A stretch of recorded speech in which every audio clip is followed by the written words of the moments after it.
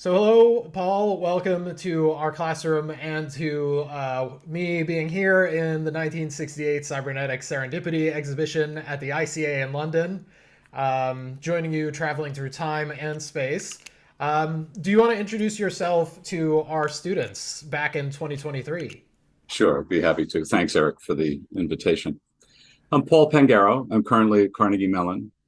I'm here visiting the schools of architecture and the School of Design and teaching there. Before this, for 3 years, I was professor of practice in the Human Computer Interaction Institute at Carnegie Mellon. Professor of practice is a thing. It means that most of my career has been in the real world rather than on campus. So I did a series of startups, a lot of consulting for clients of all kinds, usually in organizational consulting and so on, but always centered in the ideas of cybernetics, which was one of the most amazing disciplines I had come across, having been an undergrad in humanities and computer science. But when I ran into cybernetics, that was the thing. So I took a right-hand turn, and I've been deep into that ever since. And for the last couple of years, I've been president of the American Society for Cybernetics, which has been around since the 1960s. And we are a society that promote the ideas and hold conference sessions and do all kinds of things like that. So I'm very happy to be representing them as well. And we're excited to have you here to just talk about some of the topics. This is a class on AI arts, but we're exploring kind of longer history of humans and computers and machines and the interactions and crucially the sort of conversations that can happen between those. And I thought there's no better person to speak to than you. And I'm so grateful you're here. And I know you have a presentation for us, and I'm happy to jump right in if you are. It sounds great. And Thanks. also, you just hit on my sweet spot. So I had always been fascinated by computers and by AI of that era, not AI of the current era. It's a little different. And when I came across cybernetics, it had for me a way of encountering both things digital and computational and powerful that we know from the digital world, but also cybernetics contained in it the things that are analog and more human and more organic. And it was both. So I like to refer to cybernetics as a kind of bilingual synthesis of both analog and digital. And it was because of that power that I was drawn to it immediately. And I said, AI, okay, cool. But now I want the cybernetics thing. Mm-hmm. So let me share a screen. Yes. So what you're seeing here will be explained in a moment. I'll dive in. So I'm going to talk a bit about computation and art and the contrast of AI and cybernetics. You may need to ask me questions about AI, Eric, because this will be heavily focused. Great. And I would like to make it as conversational as possible because, as you know, that's the largest part of my interest. And Gordon Pask in particular sits in this realm of art and conversation theory and the contrast between AI and cybernetics in, I think, a very profound way. And so he will also appear as a theme. But before we go to him, let's talk about a state of the art. So this is the work of Philip Beasley. This is a large room. You can see the figures in the room. It's extraordinarily beautiful. This was from the Venice Biennale. This is a big deal, right? If you're invited to be part of the pavilions every 2 years in Venice, you get to see these extraordinary works. So Beasley is the top of the top. And these are the kinds of very organic, very extraordinary, very, a word we might use, interactive set of environments, because every single one of these reacts to the human in the room. Now, by contrast, so these are all very modern, very recent in the last 10 or 20 years. By contrast, I'm going to show you something that was done more than 50 years ago, which I will claim is more interesting and more conversational than these extraordinary works. And I appreciate Philip's work enormously. He's a colleague, and I think he's an extraordinary character. But here we have, from Gordon Pask in 1968 at the exhibition that you're in front of at the beginning of this video, Eric, Pask's Colloquy of Mobiles, colloquy like colloquium, which really means a set of conversations. So Colloquy of Mobiles is conversations among mobiles.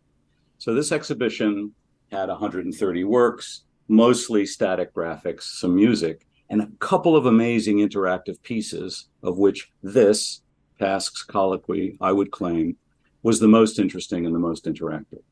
Now, these very large forms that you see to the left and to the right are called female forms. I'll explain that a little more in a moment. And they're like 4 or 4.5 feet high. And as you'll see from the demo a little later, you walk among these things. This is not off in some corner, but it's an environment that's created that you interact with. Here's Pask himself in front of one of the male mobiles. And here is Yolanda Sonnabend, who was a very prominent theater and ballet designer in England who designed the females. Now, let me back up. So this is the exhibition catalog, Cybernetic Serendipity. It was the first exhibition of its kind, assembling a huge swath of computer and we might say AI-related exhibits, individual exhibits from artists. And it was vast. And as I said, there were 130 works, many, many galleries. And there were a couple of responsive pieces, but not many.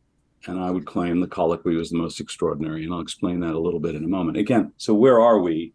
Well, we have AI, we have cybernetics, we have interaction, we have reaction. These are the kinds of things I'm trying to pull out. So here on the left is another picture of Pask's Colloquy of Mobiles from 1968. It's a little hard to see, but on the right, so this bay of computers, mostly analog, but some digital stuff too. This couple of bays, these are, the height of a person, drove this exhibition that you're looking at. We're talking 1968, right? Mainframes. Yep. Mainframes were very common. This was a purpose-built machine. Pask talks about containing a mini computer, which is, racks worth, not a tiny box worth, which is what you would have when the personal computer era came along later. But here, 50 years after that, was the replica that I worked on with my colleague T.J. McLeish, where we reproduced in appearance and in behavior what the colloquy did 50 years before. So here's 50 years ago, and here's where it was when we first built it at the College for Creative Studies in Detroit. And here are a couple of other shots. So you can see how big it is.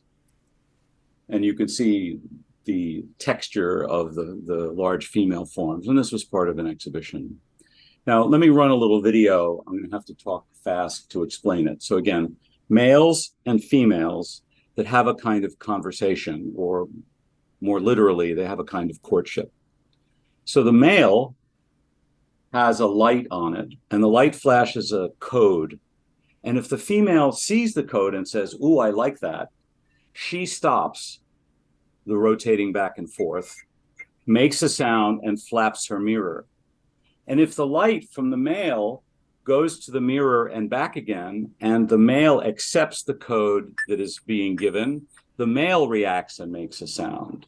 So it's literally a serendipitous possibility that these two, a male and a female, might connect, might send their signals back and forth, and might have a simple courtship. Now, part of what's happening here in the real gallery is you can have people with flashlights pretending to be the mobiles and pretending to try to get them to be interactive in a particular way. Now, why is this interesting? This is interesting because, first of all, the mobiles work on their own. They don't need people to interact with. So machines talking to machines. Hello, that sounds like 2010, right? That sounds like Internet of Things. But this was in 1968, where the idea was the machines could speak directly to the other machines. But also, it wasn't a deterministic reactive situation. Sometimes they would interact in a way that they would cause each other to respond to each other, and sometimes they wouldn't. And it was unpredictable. So the idea that this piece, Colloquy, would sit in the exhibition called Cybernetic Serendipity made perfect sense. So let me pull out and talk a little bit about what was required to make it. So 50 years later, what do we have? Well, we have some flowcharts. These were drawn by Pask himself about what happens when there's an interaction and a light appears and the female notices it and the female responds or doesn't respond. Also, in this book was published, Yasha Reichart, by the way, was the curator of the entire exhibition of Cybernetic Serendipity. In this book that she assembled afterwards, Pask had a piece called A Comment, a Case History, and a Plan. The comment is a beautiful piece that I can't recommend highly enough about the nature of novelty. And you can read the beginning, so man, gendered from that era. So human beings are always aiming to achieve some goal and always looking for new goals. And later on talks about how we are always seeking novelty, and having found novelty, we want to manipulate the thing that we find until we understand it. So this is a comment. Case history part is a description of a different piece of Pask that I'll explain later, and a plan. And the plan has things like this in it. This is about colloquy.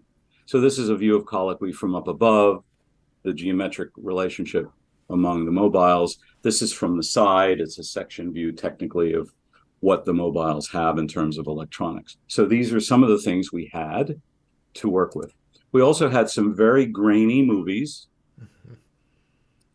16 millimeter converted to very bad VHS tape, and then to digital.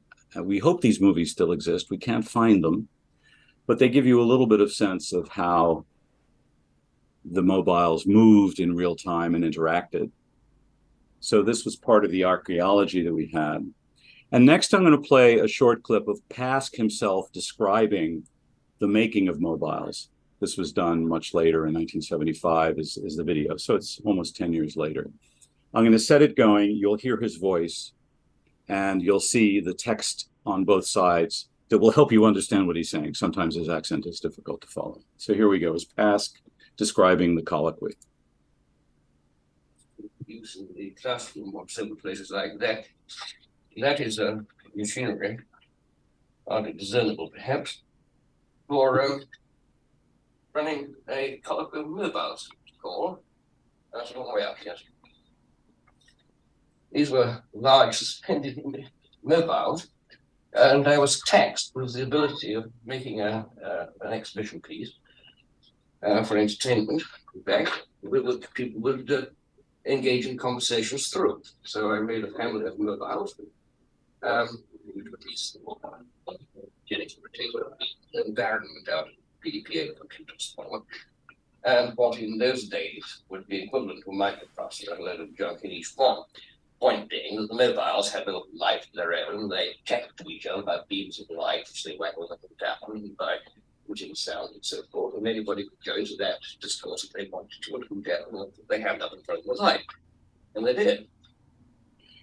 So I love this description. It gives you a sense of Pask. He always appeared in this kind of garb, the double-breasted Edwardian jacket and the proper bow tie that you had to tie. It's not pre-made and so on. And this was his cadence of language and his presence. This is whom I met. This is the guy who I met when I was at a research lab and I was entrenched in AI and humanities and so on. And he was my deep introduction to cybernetics. And once I met him, he was so fascinating. And what he said was so fascinating that was my right-hand turn into cybernetics. I love this rather vague description here. They had a life of their own, chatted to each other, but it gives you his intention and a sense of what he was trying to make. Let me spend a minute on the making part, and also to give proper credit to TJ, who was the master fabricator of this. It could not have been done without him. And he single-handedly, given his background in design and architecture and electronics and software and mechatronics, he had a look. This is us interacting with some students. So this is the plan I showed you on the left side, and on the right side is how it was actually built.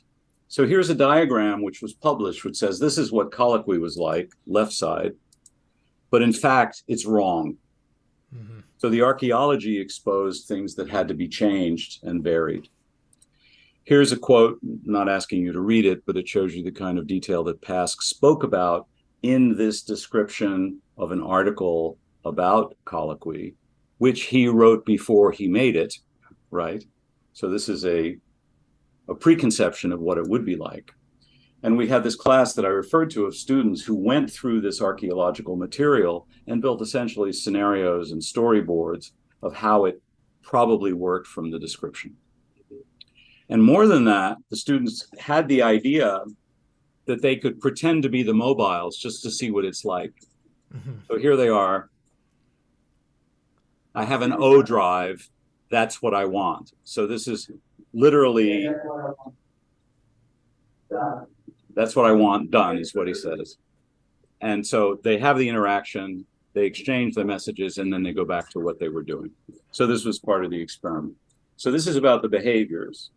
But from there, there's also, what do these things look like? So they also mocked up in a tiny form, in a 1/6, I think it is, this little prototype. So here this simulates the males and females rotating on their axis, and when they stop and the lights exchange, the LED is seen, they stop, etc. You get a sense of it. So this was a scale model that they built. But how do you make it look accurate? Well, you take whatever photographs you have, and you don't have that many, and you examine them, and you scale them. And again, this is all the work that TJ did. And you build a 3D CAD model. And from that, you might want to make a scale model just to see what it's like using a 3D printer. But then how do you scale it up? Well, you cut out these pieces of cardboard, and you fill them with foam, and then you coat the foam with fiberglass, and then you take the stuff out of the middle and you have the female forms. So this is a little bit about how it was made physically. There's, of course, a lot of electronics. There are essentially 11 Arduinos that run this thing. I don't know how they built it in 1968. And Pask, in that little clip you saw, says, well, you know, we've got a bunch of PDP this, and, you know, I'm not sure what they really had inside it. Anyway, long story short, there's a site called colloquiofmobiles.com where you can go and look in detail. We built it in Detroit. We got a lot of really wonderful press at the time, and this was an early phase of it. From there, though, it was acquired by the ZKM Museum, ZKM in English, in Karlsruhe, Germany, that has many, many such pieces. And we gifted it to the permanent collection, which is where it is now. It's currently being refurbished. We need to work again on how the motors work and get them to work 24/7 or 9 to 5 at least. Mm-hmm. But let's keep going. Where did this come from? Why did Pask have the idea to build the colloquy? Where did he go after the colloquy? And then what's the implication to us? Where do we take it? So let's keep going from here. A little bit about Pask. A lot of the details don't matter, but he was British. He was a cybernetician. He worked mostly in analog, and he had a lot of theoretical ideas. And I would claim that he built machines to test the hypotheses about interaction of his theory, and he used the theory to decide what machines to build. And this was a fantastic interaction. And I would say he was a maker, a prototyper, before we had those terms in common use. And he had many, many students over many generations. And in architecture and interaction design, he was profoundly influential. But he also had many other sides. He was a lyricist. He produced cabaret. He was a visual artist. He drew amazing, not just diagrams, I should say, but illustrations. I should have some in here. I could send them after. And he invented this thing called Musicolor that we'll come back to. But he was a protagonist in something called the Fun Palace, which was hugely influential in architecture. It was the idea that it was a space that could, in real time, automatically reconfigure itself depending on what the inhabitants of that space wanted. And this was an early idea that he worked on with Cedric Price. Colloquy of Mobiles, we mentioned that. And I don't know that you would have heard of it, but the Architecture Machine Group at MIT was a very influential lab that was doing experimental work in the 70s. And I believe Pask was the major inspiration for that, because the idea of conversing with machines about designing, not just having the machine do the calculation or show you the drawing in 3D, but have a back and forth exchange about what is the purpose of this?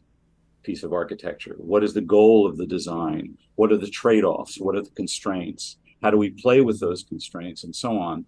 This is what was the inspiration for the architecture machine, and I think Pask had a lot to do with it. Now, fundamental to all of this, of course, is this idea of conversation. Here he is in the early 50s, and let me position colloquy in the middle of this timeline, and then we'll go through this idea of what came before colloquy and a little bit about what came after. So the first major machine that he built was called Musicolor. You see it at the left end of this. And imagine that you walk into a music hall or a dance hall in the 1950s, and you see these sheets and the curtain in the background. And somewhere along in the room are these lights. There were 5 of them, and they would project onto these sheets, these scrims, these curtains. And the lights would be driven by a really crufty piece of analog electronics that looked like this. Quite spectacular. But here's how it worked. You'd get a performer to play, say, on a keyboard. Didn't matter, it was input via microphone. And Musicolor would listen and compare what you had previously played in its memory, previously meaning 10 seconds ago. And it would create a reaction that it would show a response on these lights, on these 5 lights here represented here. But you, the performer, see what Musicolor has done to your music, and you enter this double loop that is going on, and Musicolor does the following thing. Now, let me explain this to you. What does Musicolor do? Now, you might expect me to say, well, you know, when I play bass, it shows green, and when I play treble, it shows yellow. No, that would be reactive. That would be always the same, like the extraordinary displays I showed at the very beginning, right, at the Venice Biennale, where you move around and it reacts. What this does is something much more sophisticated. Let's imagine that you start playing and one of the lights, one channel only I'm going to describe, begins to respond. What happens is, if you continue to play in that same frequency range where it's listening and responding, over 10 or 15 seconds, it keeps hearing you playing in that range, say middle C to C above C, for those of you who are musical. Over the course of the seconds after that, it slowly responds less and less and less. So what do? You're there, you're looking, you had been really happily playing and it was happily responding, and now it's not responding. So you change what you do to get it to respond again. So if it is listening from middle C to C above C, and you keep playing there, it'll shift, let's say, where it's listening lower and lower and lower on the scale. So you play until you hit that new range that it's listening in, and then it responds again. So you enter this loop between you and Musicolor, where it gets less responsive and you seek to make it more responsive. That's the idea. But remember, I just described one channel, and there are 5 different lights that are doing this.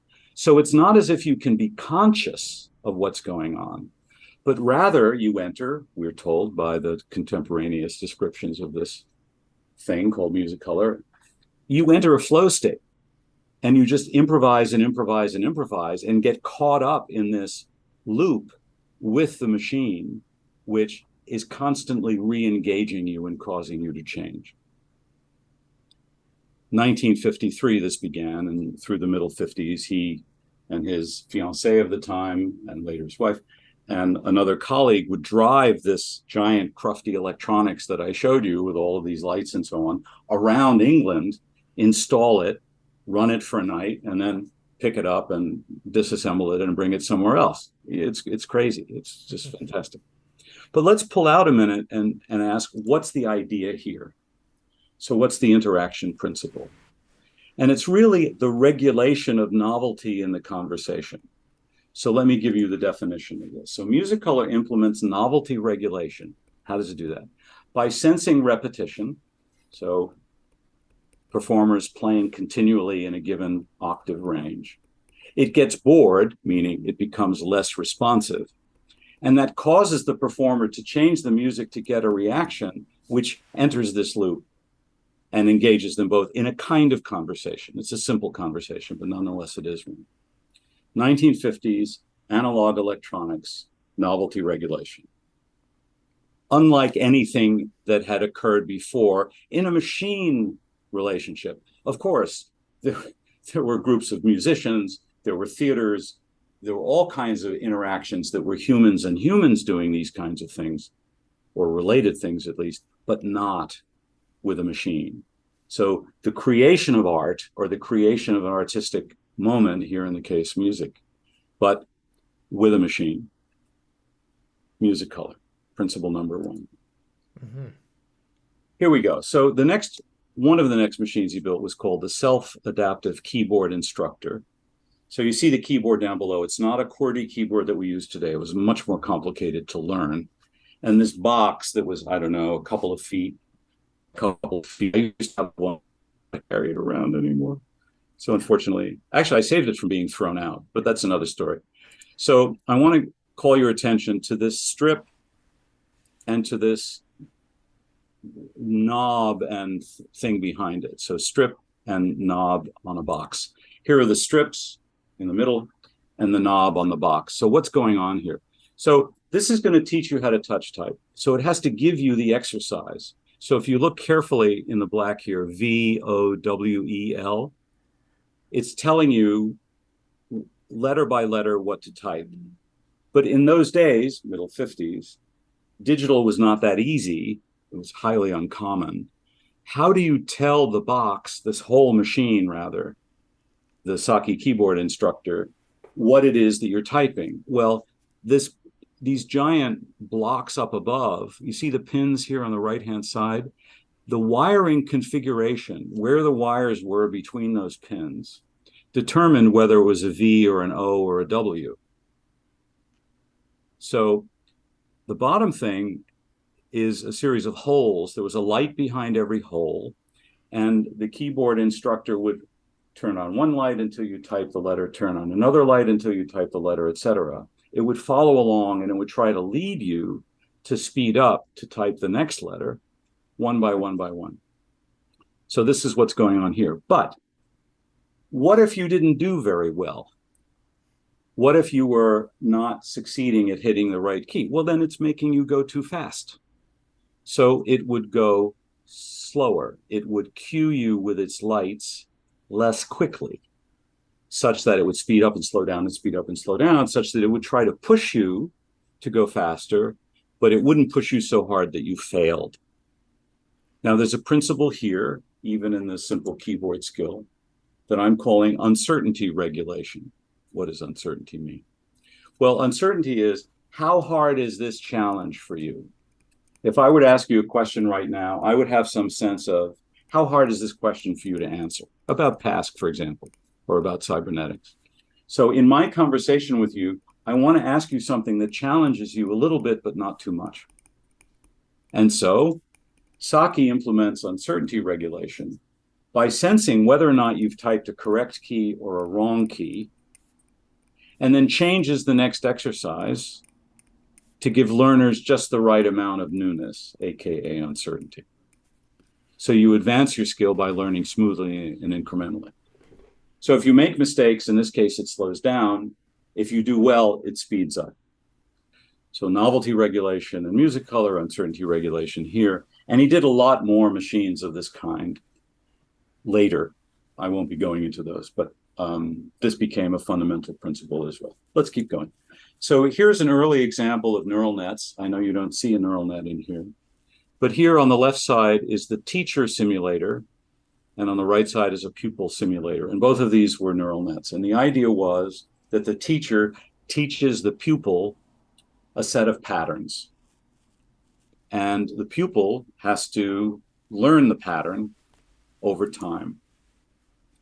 And a little beyond this discussion, but again, there are loops here. And there are multiple layers of loops. And they are working in this conversation to help each side, the teacher and the pupil, to behave in a way that advances what's going on. So the teacher pushes the pupil a little, but not too much, and the pupil tries to learn as best they can.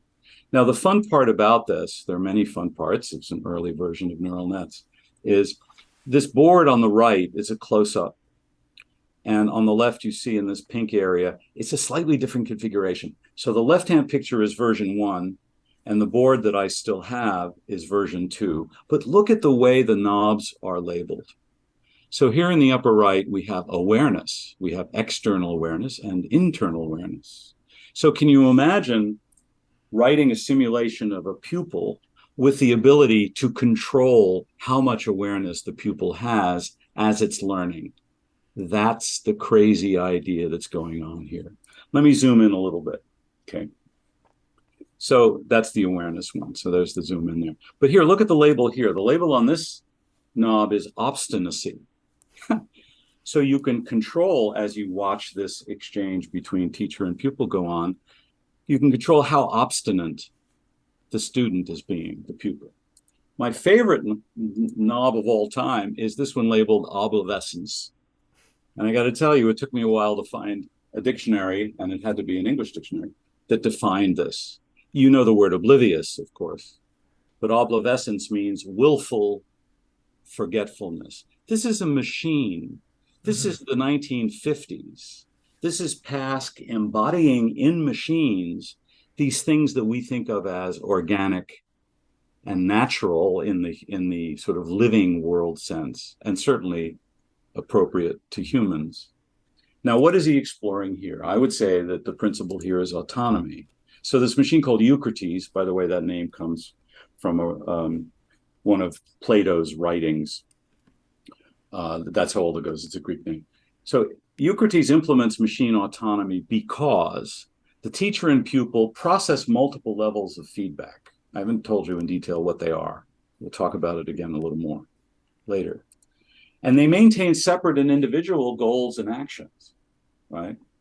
So they make their own choices, and they essentially have a conversation because they have these levels of autonomy. It's not just, do I interact or not interact, but do I choose to form a goal, and do I choose that goal to interact with another participant? Remember colloquy, the males and females, they hear the signal, they might interact, they might respond, they might get a response to their response, and so on. So in these early systems were embedded ideas that accumulated later into colloquy. Here's another example. Pask had a proposal for a cybernetic theater, which was very, very detailed, and here's the crux of it here. The audience should genuinely participate. This possibility of participation is a prerogative of the theater, since any realistic feedback from an audience is prohibited by inherent restrictions in the comparable entertainment media of cinema and dramatic television. That was the era, right? Cinema and dramatic pieces on TV. So here the idea is the audience members have a choice that controls what the actors do. This is not the best diagram to explain that, but this shows backstage what the audience is choosing. Are most of them choosing A, or are most of them choosing B? And the cue display is this tree diagram of where the scenario might go, where the specific story might go. Here's a display of another backstage panel of specifically what are the audience members doing. So each one of these pairs of white circle and dark circle under it is a person in the audience who might choose A and might choose B. So you would imagine this to be an actual panel with lights that would flicker and tell you what the A's and the B's are doing. And here's the logic of it. I won't describe this in detail, but the gist of it is that at a given choice point in the script, the audience would indicate which direction they wanted the actors to go. So a piece of dialogue ends, the audience has been voting, and the actors on the stage get a signal in their earphone that says, go in this direction now, or go in that direction now. So we're used to this kind of thing in video games all the time, right? The audience, the player has a determination as to what happens next. But here the idea was instrumented and designed. They never really did it, but it was instrumented in the sense that it was fully designed. And again, I would claim, without going into a lot of detail, that these are multiple layers of loops that are autonomous that determine what happened next in a conversational exchange. So this is a little bit of how Pask got to colloquy. Now, where did he take it? So I'm going to play another little clip of him from, I think it was a 30 or 40-minute profile on him alone and his research lab that was one of the episodes in a BBC series called The Experimenters. And here it is. Giving, say, two explanations at once will be represented by putting a marker of some sort on some of these and saying we're dealing with conversations as the things we study. We're not much interested in what the conversation is about. We're interested in how it takes place.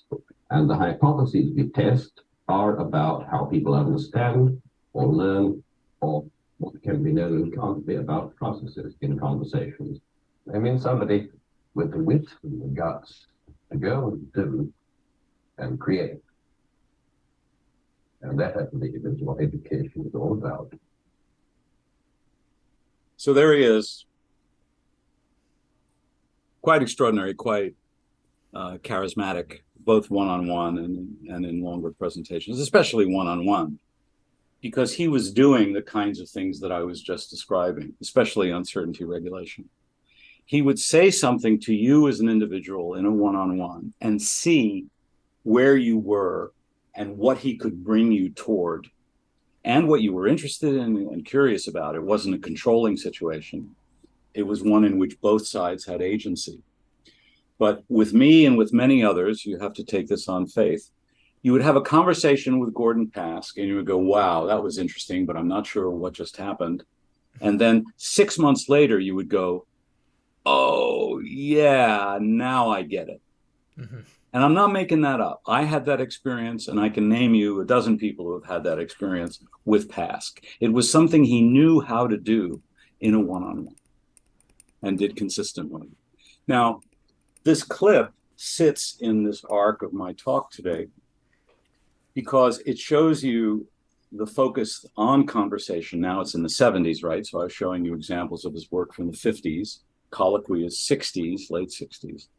And he continued to generalize what he was learning by building these machines and seeing people interact with them.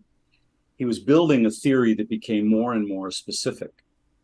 And in the 1970s, he did a series of diagrams, which I have a great fondness for, which contain a theory of interaction. Now, you'll recognize this one from cybernetic theater, right? It has the same form. There's a left side and a right side and an upper half and a lower half. And we'll go into more detail about what this is. By the way, I love the cigarette burn. I was going to say. Yeah. That's one of the serendipity parts. Beautiful. Absolutely right. I love it. So just a couple of things that he did after colloquy, and then I won't go into all of the detail that one could go into of follow-ons from that I and others took it into. So this is a picture of his thought sticker system. This was in his very, very damp basement laboratory when I first met him in the late 70s. And this is an experimental setup to watch people learn conceptual skills, not typing skills like Saki, but conceptual skills like statistics or the history of the kings of England, those kinds of things. And in the left-hand side, labeled J, is a mini computer, as it was called. But the problem was the mini computer didn't have a lot of storage. And the floppy disks it had didn't have a lot of storage. They were, I don't even know, hundreds of K, not even megabytes and so on. So the problem that he had was he wanted students to read stuff, but he couldn't fit the stuff he wanted students to read on disk and show them on a screen. So this is what he did. He had the mini computer on the lower left-hand side, turn on a light on this cubbyhole series of here labeled G. And so if the light went on in the cubbyhole, the student took out a clipboard and read the piece of paper. Mm-hmm. So like the Saki module, where he had to represent what letters he wanted the students to type, here he had to somehow represent the material that he wanted the student to absorb, but the technology of the time wouldn't let him do it digitally. And you know what? It didn't matter. He figured out a way to go beyond the technical limitation in order to test what he really wanted to test. So I think this is fascinating. It's amazing to me that it worked at all, right? And a lot of the work he did in this era, by the way, before this, mid-1970s, and up to this time was with Bernard Scott, who was a psychologist and brought a lot of the experimental techniques to Pask's work, which still hold up today in terrific ways. And if I could, yeah, just looking at that picture, it just reminds me of just to drive this idea that so much of this is done through hardware. Yep. This is not programs in the sense that we know them, where there's a window and you type lines of code and you execute them in a single machine that has flexible purposes. This is essentially circuits with electricity moving through them, following certain patterns that are designed to run what they're designed to do. Yes. Thinking through this idea of everything in this room has a purpose. Everything that you see in this picture is committed to one thing. Yes. And I think that's an important thing to talk about when we're bringing this to the history of AI, where today we have this digital process where everything you see here is probably 5 lines of code, if I were to guess. Yes. And if you wanted that 5 lines of code to do something else, and I'm not joking when I say 5 lines of code, if you want that 5 lines of code to do something else, you can change 3 characters, 30 characters, right? You could copy and paste it so that it does it multiple times simultaneously. And so you can think about the agility that gives you, and the flexibility that gives you. But you can also think back to someone like Gordon Pask, who is building this knowing that every piece of machinery here has to do a certain thing in order for it to create the type of interaction that he wanted to have. He wanted people to have with it. Totally. It's a commitment. Building hardware and circuitry is a commitment in the way that writing code is less of a commitment because the code is so malleable and quickly changed. So your point is really well taken, Eric. I mean, if you look at the board that's on the upper right, so these were topics. Every individual rectangle is a topic, and the lines between them were relationships among the topics. And he had a whole knowledge representation scheme that still hasn't been widely used or widely understood, for that matter. And yet I think it's much more powerful than any other things that are going on now. And then down below are these buttons that you pushed in order to control what was up above. And all of these had to be manually hardwired. And if you look now to the left under L, you can see all of this morass of wiring that pulls together all of these different analog components that are separate and interwire them and connect them into what is digital, which is the mini computer that's on the far left. And there were a couple of these screens. So F and E are different kinds of screens. Some are dynamic and some are storage tubes, as they were called, so they can draw something and don't have to be refreshed. It was a big deal at the time, but it's not a big deal now. And keyboards and so on. So yeah, you had to have a very clear idea of what you wanted, and then you spend a lot of time committing to what you wanted, and then you could do an experiment. And if you wanted to do a very different experiment, you largely had to start over. Thanks. Yeah. Yeah, great. So jumping ahead a little bit, this was something that Nicholas Negroponte built. It was part of an exhibition called Software at the Jewish Museum. And this thing that this is Nicholas in the middle, in the back facing us, and this container, it's almost like a tank, had in it blocks and gerbils. And it was very well known at the time as a kind of architectural experiment. Here's the cover of that entire exhibition that has this Blocks World piece on it. And it was called Seek, the particular piece. And here's how it worked. It had, as you see, a robot arm, and it also had a camera. And it would watch the gerbils. And if the gerbils nudged one of these little blocks a little bit, the system would think, as it were, oh, that was a mistake, and it would adjust the block to recenter it. But if the gerbils did a larger reconfiguration of their environment and seemed to arrange it in a purposeful way, the Seek system would look at that new configuration, think of it as intentional on the gerbil's part, and then reproduce it in more places inside the environment. So if you're an architect, you get the metaphor here, which is, oh, the environment is responsive. It tweaks it back to how it should be if I disturb it a little bit. But if I make an intentional construction within it, it knows that I want that and it reproduces it for me. That was the idea. And the reason to put this in the middle is this is the kind of experiment that Nicholas Negroponte was doing when Pask came along and became an influence. And ultimately, Negroponte wrote 2 books. One was Architecture Machines and Soft Architecture Machines. And I believe that that Pask had an enormous influence on what Negroponte wanted to do. By the way, you may not know his name, but he was a founder of the MIT Media Lab. And that is perhaps his most famous work. But before the Media Lab was made, he had this thing called the Architecture Machine. That was the lab that I joined, by the way, in the late 70s, and first met Pask, and first realized that cybernetics had a lot to offer in terms of computation and a counter to AI, an inclusion of our analog organic selves and sensibilities, if you will, and so on.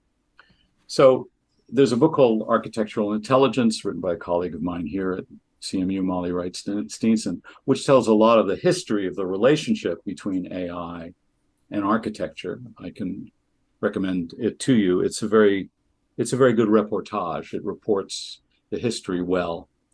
But here is the introduction that Pask wrote to the book I just showed you, Soft Architecture Machines, at Negroponte's request, in which the diagrams I showed you a few minutes ago on those pages with the cigarette burn, here are the diagrams that explain in very few pages, in very formal terms, Pask's theory of interactions and conversations. So interactions occur through an interface. This is his handwriting here, observers, recording, equipment. So if you want to know what's going on in an interaction, you have to be able to see it. That's essentially what this is saying. Interactions in a conversation can be observed to have these multiple levels. So you can have a level of goals and you can have a level of means. So for example, the goal in our conversation is decide where to have dinner. What's the means? Well, we can go to Joe's Pizza, we can order in, I can make you something out of my fridge. These are different means of achieving the same goal.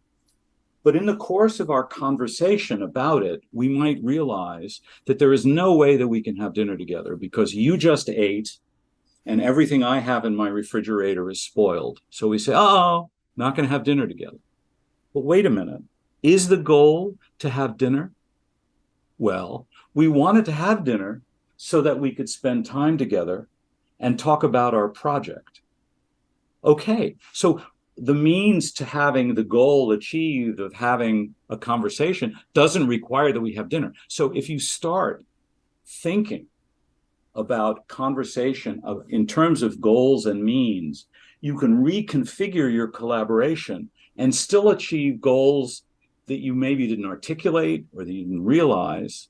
And impediments, oh no, there's nothing we can eat, become opportunities to change your goals and to think in different terms.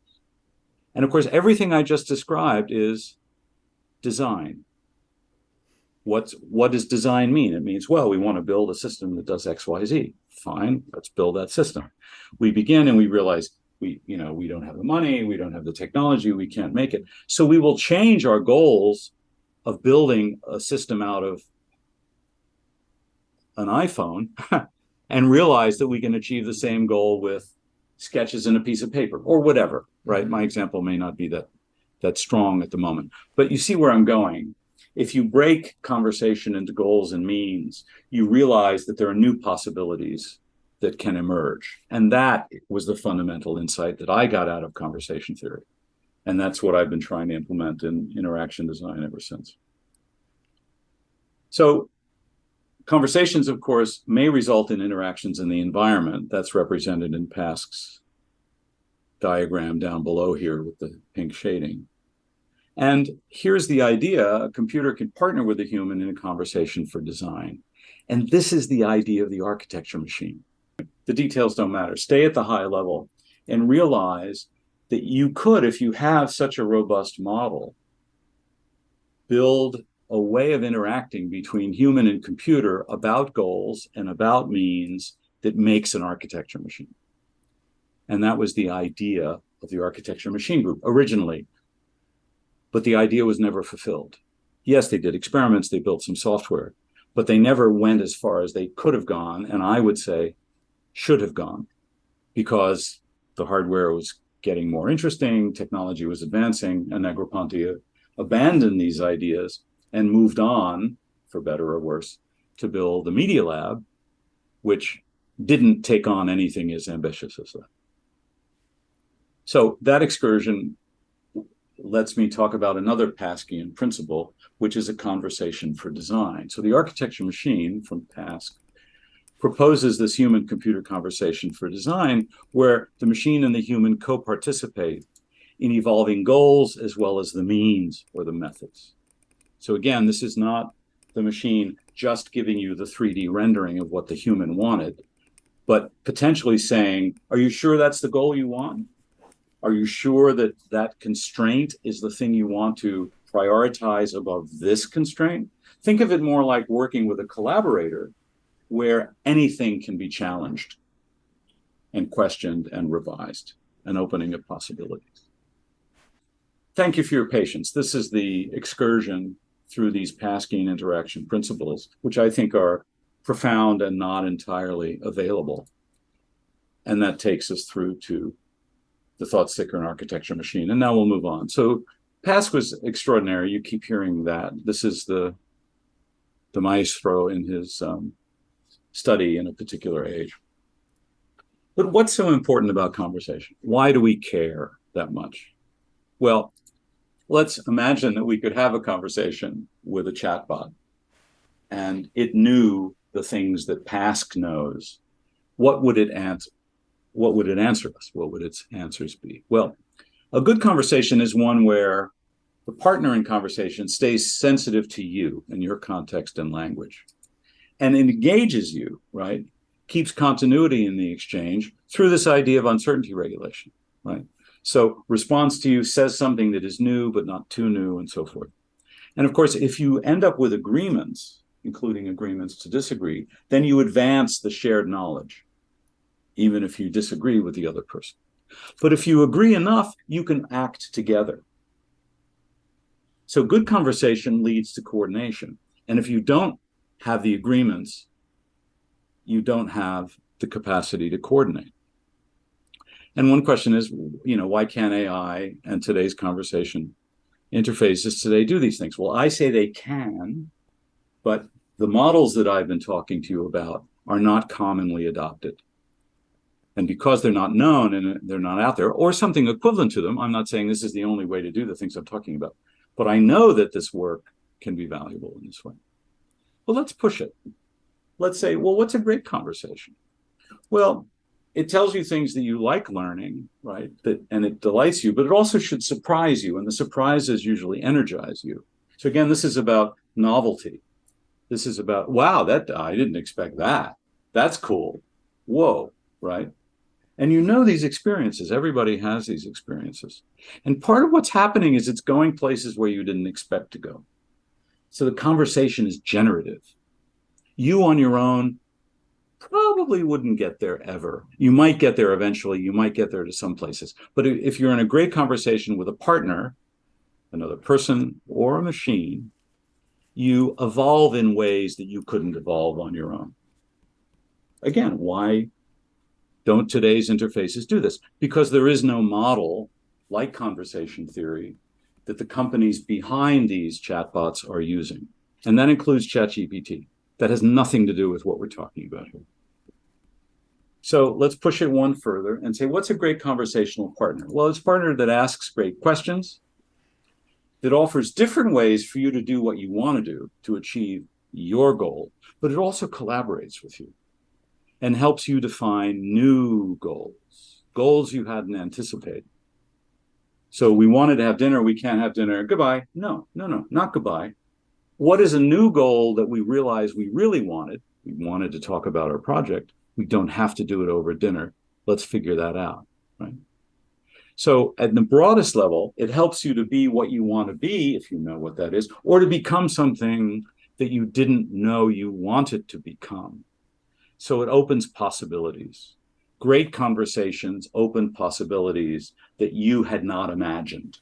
And I claim with a theory like conversation theory, machines can help us do that in ways that it doesn't today. And it's just a matter of having the theory. So where do we take it from here? This is the so what slide. Well, I want to bring in another extraordinary character from the history of cybernetics, and that's Heinz von Forster, who said, I shall act always so as to increase the total number of choices. Now, what does this mean? First of all, I want to talk about the word choices. This doesn't mean the proliferation of all possible options, right? I'm in my studio right now.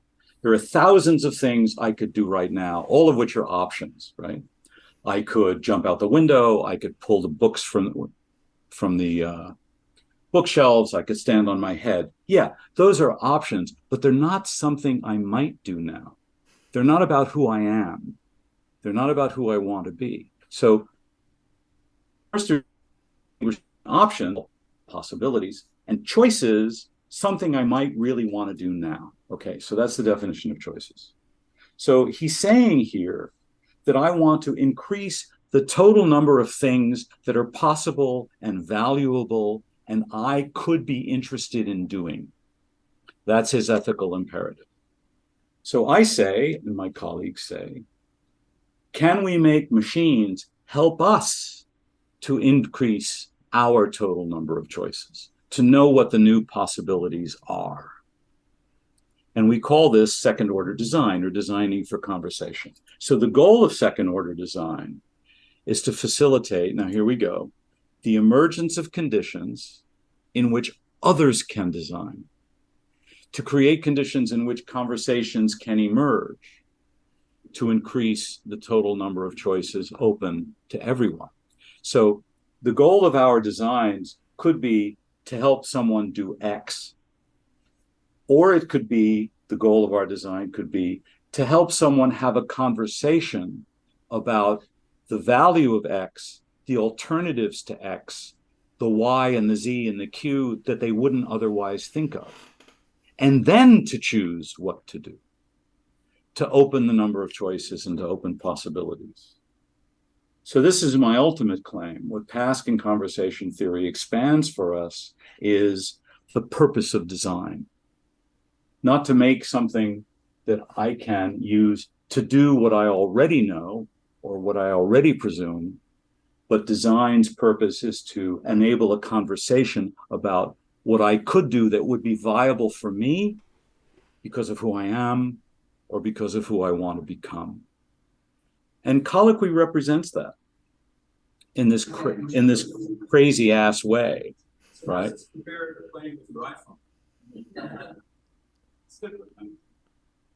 It's different than playing with your iPhone because there's serendipity, because there's possibility. Yes, it's constrained. It's a bunch of mobiles. It doesn't do anything that it can't do.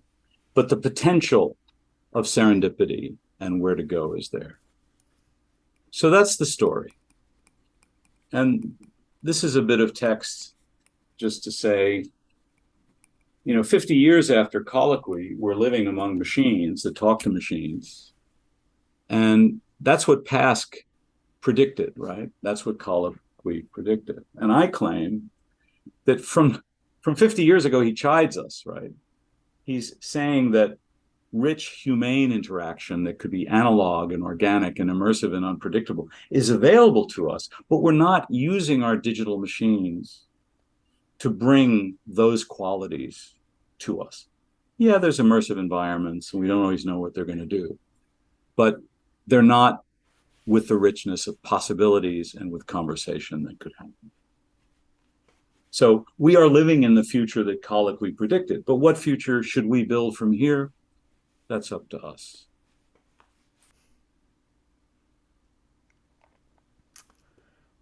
Well, thank you.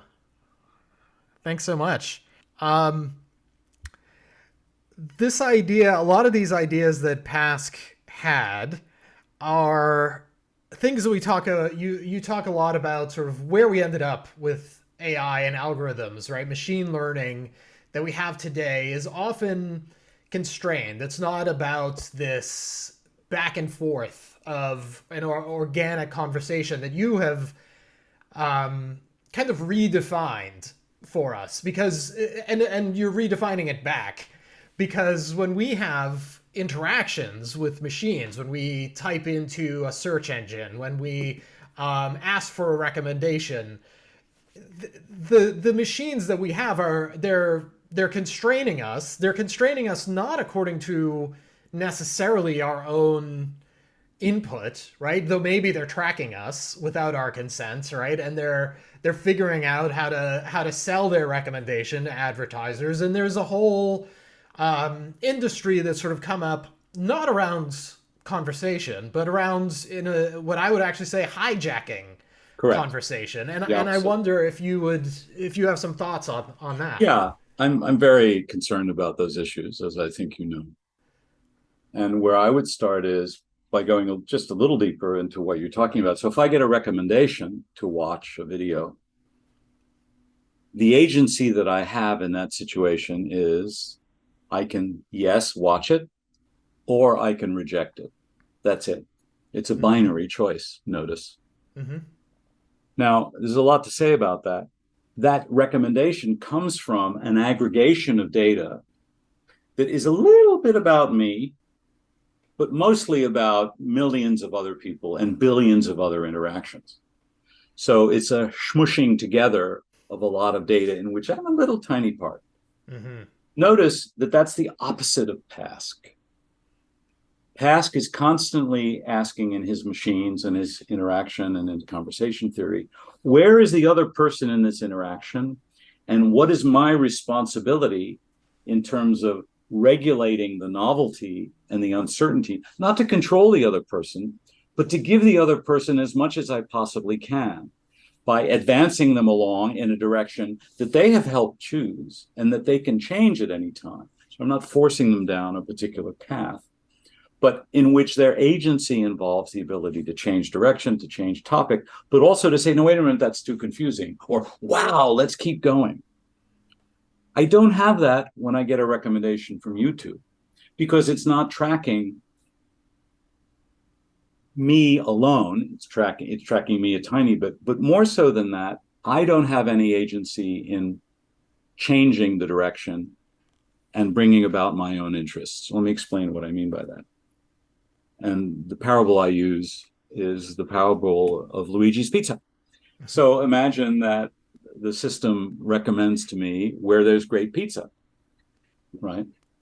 Well, if I'm talking to a colleague and I say, where's there great pizza? And you say, across the street at Luigi's Pizza. And then I say to you, Eric, why is that great pizza?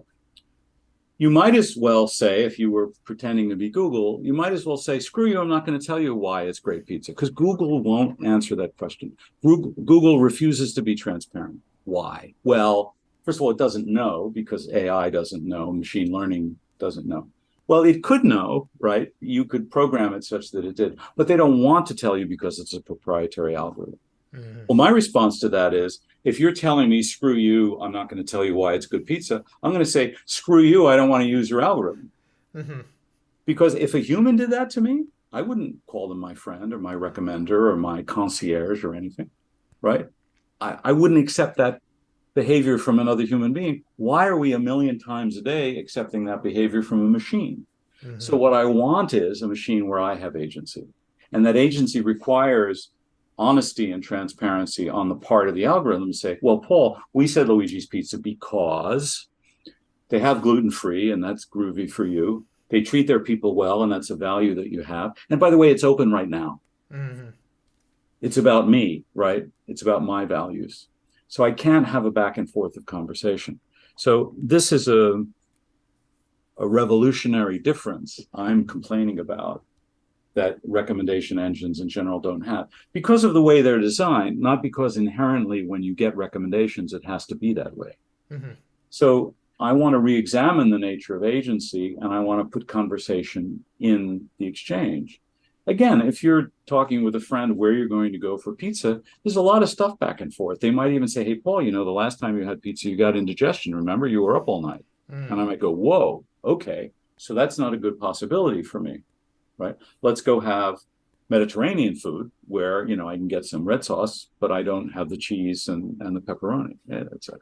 Mm-hmm. So that's the beginning of where I would want to turn right, take a right-hand turn from the AI of how the world is today toward the cybernetics of how it enables me to participate in this conversation that is more like a human-to-human conversation. By design, it's perfectly possible to build these things. We're not interested because, of course, the algorithms we have, that the businesses have, that the platforms have, optimize for engagement, which optimizes for money. Mm-hmm. We could optimize for conversational openness, which would still make a lot of money, I claim. Wouldn't make quite as much money because it's not optimized and maximizing for. But I'm hoping for a day where we can go there. Working with image generation, we've talked a little bit about text generation. You mentioned GPT-3. Can you talk about what is not a conversation with GPT-3? You type something, just playing devil's advocate. I'm typing something into a screen. Yeah. I'm asking it a question. It's telling me something. I'm saying, well, what about this? And it's telling me something else. Is that a conversation or is it not a conversation? It is, but it's not between you and GPT-3. It's between you and you. So let me explain that. GPT-3 is not absorbing what you meant, processing it, understanding the relationships, thinking about the language, forming an opinion, and responding. That's what an agent of conversation would be in the human side. It's stringing words together. It knows nothing except the statistical frequency and likelihood of terms going together. Now, it looks amazing and mystical, and it is wonderful in lots of ways, and a lot of potential, and it's going to screw up a lot of things as well as make a lot of things possible. All of that's true. I'm not denying any of that. But it's not a conversation because it doesn't get triggered and consider your worldview and create a model of what you said and compare it to a model of what it thinks or what it could think, and then decide on what to say based on uncertainty regulation to give you something new. That's a conversation with the participants being you and the machine. It is a conversation in the sense that you said something and you had a model and it said something that you didn't expect, and you go, whoa, that's different. And you have a conversation between these perspectives, which it is helping you to generate. Mm-hmm. But that's you and you. That's not you and GPT-3. Mm-hmm. So I want to throw one more sort of wrench in the machine here, and before we wrap up. When I began playing with image generation, I started working with DALL-E 2. Yeah. DALL-E 2, you type in a prompt, and it's very much like you're saying. It does not know what I'm actually asking for, but it's saying, how about this? Giving me 4 images that sort of match what I've aligned. Yep. And initially, it was a matter of like, yes, this one. Maybe see, so then I could create variations. I could look at 4 more. Yes, no, yes, no. Yeah. Since then, and not DALL-E 2, but other sort of systems have increasingly been giving me the tools of saying, oh, that's almost it. I want to erase this part. Show me some other things that might go here that also are a jellyfish, right? Or give me a starfish right here. and it'll give me 4 starfish. And I can say, okay, well, now I don't like the color, change that color. It'll give me 4 more starfish of various Yeah. shades. I wonder, does this indicate to you that things are getting more conversational because of the use of designing, talking about design for purpose, design for images? Do you think that this is, and I'm throwing this at you, so forgive me, but do you think that Great. I this love is, do you think that's conversational by past definition, or do you think there's something to tease out there still? So let me begin and we'll see where it goes. My first impression is that you're adding granularity to the response. So, Photoshop many years ago would show you an image and would give you a series around it of just arbitrary variations in color space or denoisification or whatever it would be. And so you would pick one and then it would put that in the middle and you get it and it would pick one and put it in the middle. What's that doing is, without you knowing the lever or the name of the lever that you're manipulating, it would let you travel in a space such that you could converge or at least get closer to somehow what your intention is, whether you could articulate your intention or not. So the path could be charted. What you're describing here is similar because you ignore the stuff you kind of like and you go after the things that you want to change. So the granularity of your manipulation is there. And you could say, no, I don't like this part or this color or this whatever. I don't think that that's more like conversation than just the yes or no of acceptance or rejection, because you're not interacting about what it is about you're beginning to interact about what it is about the thing that you want to change, and it is offering you alternatives. So at one layer, that's beginning to happen, but you're not talking about why you want it. So here's the thing about the multiple levels in the Paskian model. It is an agent for variations to higher levels of granularity, but you can't say the way you might to a co-designer, I don't like that color because it gives the impression of the 1950s, and I would rather have the impression of the 1920s, which it could do. And your co-designer would say, but I don't understand why you want the 1920s, because we've been talking about the 2020s, and now you're talking about the 1920s. That seems like a contradiction. Or 1920s is pretty close to what you're talking about. What isn't 1880s closer? You see what I mean? It's not in a space of understanding and offering alternatives and questioning your presumptions behind what you're asking about in a way that a real conversation would. And that requires moving up and down these levels of what are you doing? What are you trying to do? Why are you trying to do that? And why are you trying to do what you're trying to do, and all of that. And that's necessary for a real conversational exchange, at least in Pask's terms. Yeah. Yeah, that makes sense. And I think, as you say, the granularity of it is certainly, we're speaking, and it's very early, and so some students may not have used these tools just yet. But one of the things I do want to point out is this idea that you ask for something and you get it is itself not entirely accurate.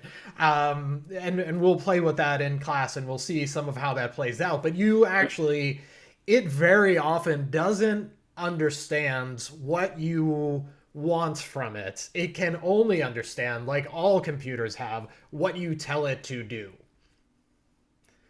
Well, sounds like a good place to end. Speaking of great conversations, which I'm sure is a line you've heard a million times, but I just want to throw one more in. Thanks so much.